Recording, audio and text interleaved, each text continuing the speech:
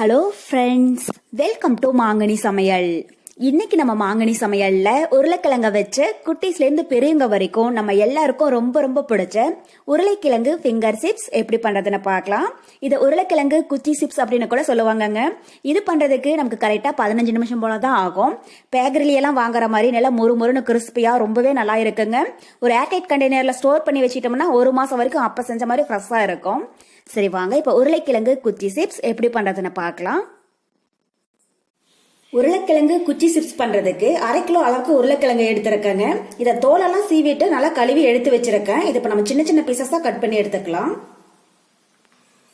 உங்களால உருளைக்கிழங்க எந்த அளவுக்கு நல்லா மெலிசா கட் பண்ண முடியுமோ அந்த அளவுக்கு நல்லா மெலிசா கட் பண்ணிக்கோங்க. அப்பதான் சிப்ஸ் வந்து நமக்கு நல்லா முறுமுறுன்னு கிறிஸ்பியா இருக்கும், எண்ணெயில நல்லா பொரிஞ்சு வரும்.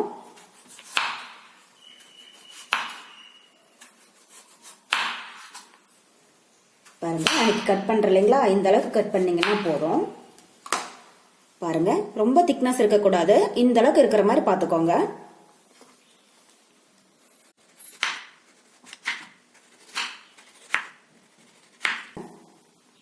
உருளைக்கிழங்க நல்லா மெலிசா கட் பண்ணிட்டு இப்ப நல்லா நீள நீளமா கட் பண்ணிக்கோங்க.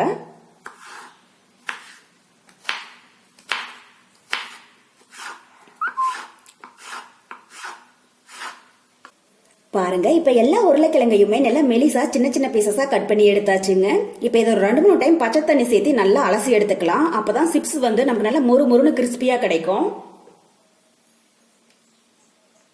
ஒரு அகலமான பாத்திரத்துக்கு மாத்திட்டு நல்லா அலசிடுங்க, அப்பதான் அந்த மாவு தன்மையெல்லாம் நல்லா வரும்.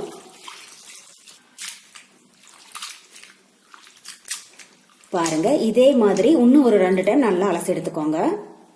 உருளைக்கிழங்குல கொஞ்சம் கூட மாவுத்தன்மை இருக்கக்கூடாதுங்க, அதுக்கு தகுந்த மாதிரி நீங்க அலசிக்கோங்க.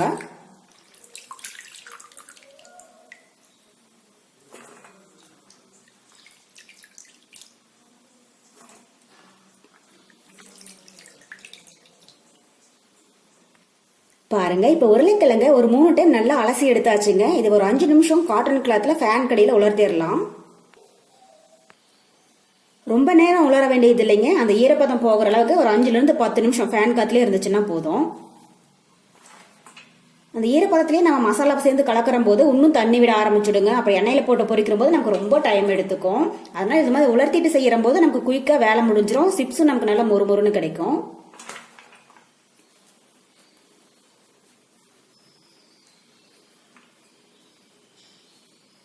இது 5 நிமிஷம் அப்படியே இருக்கட்டும். பாருங்க, இப்ப உருளைக்கிழங்கு ஈரப்பதம் போக நல்லா உலர்ந்துடுச்சுங்க. இதை தனியா ஒரு பிளேட்ல எடுத்து வச்சிடலாம்.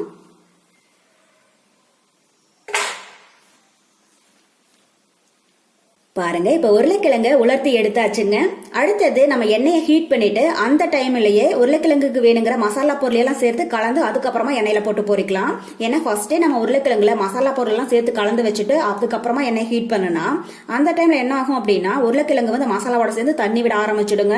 அப்ப நமக்கு எண்ணெயில பொரியறதுக்கும் லேட் ஆகும், சிப்ஸும் கொஞ்சம் மொறுமொறுப்பா வராது. சரி, இப்ப ஃபர்ஸ்ட் நம்ம எண்ணெயை ஹீட் பண்ணிடலாம். இப்ப கடாயில உருளைக்கிழங்கு சிப்ஸ் பொரியற அளவுக்கு எண்ணெய் விட்டு சூடுபடுத்திடலாம். எண்ணெய் கொஞ்சம் சூடாகட்டுங்க. இந்த டைம்ல நம்ம உருளைக்கிழங்குக்கு வேணுங்கிற மசாலா பொருள் எல்லாம் ரெடி பண்ணிடலாம். அதுக்கு ஒரு மிக்சிங் பவுல்ல 2 டேபிள் ஸ்பூன் கார்ன்ஃபிளவர் சேர்த்துக்கோங்க. கூடவே 2 டேபிள் ஸ்பூன் அரிசி மாவு. அரிசி மாவு இல்லை அப்படின்னா அதுக்கு பதில் மைதா கூட சேர்த்துக்கோங்க, உங்களுடைய விருப்பம் தான். இது சேர்க்கிற போது நமக்கு சிப்ஸ் வந்து நல்லா மொறுமொறுன்னு கிறிஸ்பியா கிடைக்குங்க. அதுக்காக தான் 2 டேபிள் ஸ்பூன் அளவுக்கு சேர்த்தீங்கனாலே போதும். அப்புறம் காரத்துக்கு 1 டேபிள் ஸ்பூன் மிளகாய் தூள். நான் 1 டேபிள் ஸ்பூன் மிளகாய் தூள் எடுத்திருக்கேங்க, நீங்க உங்க காரத்துக்கு தகுந்த அளவுக்கு சேர்த்துக்கோங்க. கூடவே ஒரு 1/4 டீஸ்பூன் கரம் மசாலா, அப்புறம் 1/4 டீஸ்பூன் மஞ்சள் தூள், அப்புறம் உருளைக்கிழங்குக்கு தேவையான அளவு உப்பு. இதெல்லாம் சேர்த்துட்டு ஒரு டைம் லைட்டா கலந்துடலாம். இஞ்சி பூண்டு விழுது இப்ப சேர்க்க கூடாதுங்க, உருளைக்கிழங்கு சேர்க்கிற போது சேர்த்தா போதும். நம்ம இப்பவே இஞ்சி பூண்டு விழுது சேர்த்தோம்னா இந்த மாவு பொருள் அந்த இஞ்சி பூண்டோட சேர்ந்து நல்லா கட்டி கட்டியா விழுந்துரும். அப்புறம் உருளைக்கிழங்குல இந்த மசாலா பொருள் எல்லாம் நல்லா கோட் ஆகாது. பாருங்க, தண்ணி எதுவும் சேர்க்க கூடாது, தண்ணி சேர்க்காம இந்த அளவுக்கு நல்லா கலந்துக்கோங்க. இப்ப இது கூட நம்ம உலர்த்தி எடுத்து வச்சிருக்கிற உருளைக்கிழங்க சேர்த்துடலாங்க. நாம கொஞ்சம் உருளைக்கிழங்கு போட்டு மட்டும் சிப்ஸ் பண்றதுனால மசாலா பொருளை தனியா மிக்ஸ் பண்ணி உருளைக்கிழங்கு அது கூட எல்லாமே சேர்த்துட்டேங்க. இதே நீங்க நிறைய பல்கா செய்யறதா இருந்தா ஃபர்ஸ்டே மசாலா பொருளை மிக்ஸ் பண்ணி உருளைக்கிழங்க கொஞ்சம் கொஞ்சமா எடுத்து அதுக்கு தேவையான அளவு மட்டும் மசாலா பொருள் சேர்த்து கலந்து எண்ணெயில போட்டு பொரிச்சிடுங்க. அப்பதான் உருளைக்கிழங்குல இருந்து தண்ணி விடாம இருக்கும். நமக்கு சிப்ஸ் வந்து நல்லா வருங்க. அதனாலதான் அப்படி பண்றது. இது கொஞ்சமா இருக்கிறதுனால நான் எல்லாமே ஒன்னா போட்டுட்டேன். இப்ப இது கூட ஒரு 2 டீஸ்பூன் அளவுக்கு இஞ்சி பூண்டு விழுது சேர்த்துடலாம். சேர்த்துட்டு இது ஒரு டைம் லைட்டா கலந்துடுங்க. தண்ணி எதுவும் சேர்க்க வேண்டாங்க. இந்த உருளைக்கிழங்குல இருக்கிற ஈரப்பதமே போதும்.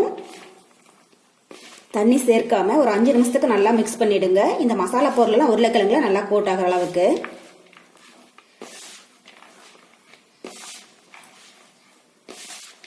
கடையில எல்லாம் பாத்தீங்கன்னா உருளைக்கிழங்கு குச்சி சிப்ஸ் வந்து நல்லா ரெட் கலர்ல இருக்குங்க. அதுக்கு வந்து ஃபுட் கலர் போடுவாங்க. நம்ம வீட்டுல செய்யறதுனால அதெல்லாம் எதுவும் தேவையில்லை. உங்களுக்கு ஒருவேளை நல்லா கலர்ஃபுல்லா வேணும் அப்படின்னு நினைச்சீங்கன்னா கொஞ்சமா ரெட் கலர் சேர்த்துக்கோங்க. பாருங்க, இப்ப மசாலா பொருள் எல்லாம் உருளைக்கிழங்கோட நல்லா கோட் ஆயிடுச்சுங்க. அடுத்தது நம்ம எண்ணெயில போட்டு பொரிச்சு எடுத்துடலாம். இந்த சைட் பாத்தீங்கன்னா எண்ணெயும் நல்லா சூடாயிருக்குங்க. இப்ப நம்ம கலந்து வச்சிருக்கிற உருளைக்கிழங்க கொஞ்சம் கொஞ்சமா உதிர்த்து விட்டுறலாம். ஒரே இடத்துல மொத்தமா போடாம இது மாதிரி கொஞ்சம் தூரமா உதிர்த்து விட்ட மாதிரி போட்டுக்கோங்க.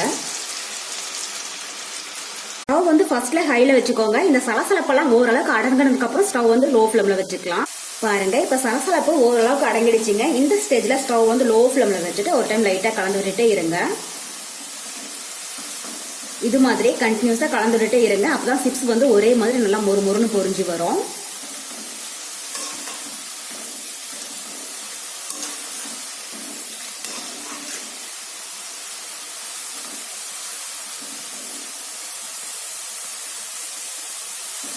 இந்த உருளைக்கிழங்கு சிப்ஸ் பண்றது ரொம்ப ரொம்ப ஈஸி தாங்க. பல்கா நிறைய செஞ்சு ஒரு ஏர்டைட் பாக்ஸ்ல ஸ்டோர் பண்ணி வச்சிட்டீங்கன்னா 1 மாசம் ஆனாலும் கெட்டு போகாதுங்க.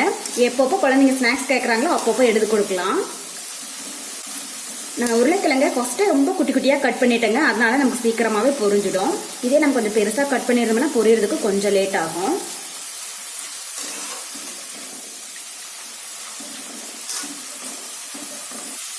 பாருங்க, இப்ப நம்ம உருளைக்கிழங்கு சிப்ஸ் 2 சைடும் நல்லா பொரிஞ்சு பபிள்ஸ் எல்லாம் ஒரு 90% அடங்கிடுச்சுங்க. இப்ப இந்த ஸ்டேஜ்ல நம்ம வெளியில எடுத்துடலாம்.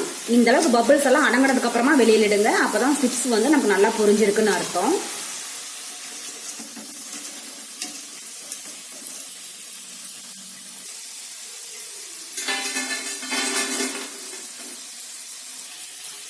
இதே மாதிரி எல்லா சிப்ஸையுமே பொரிச்சு எடுத்துக்கோங்க.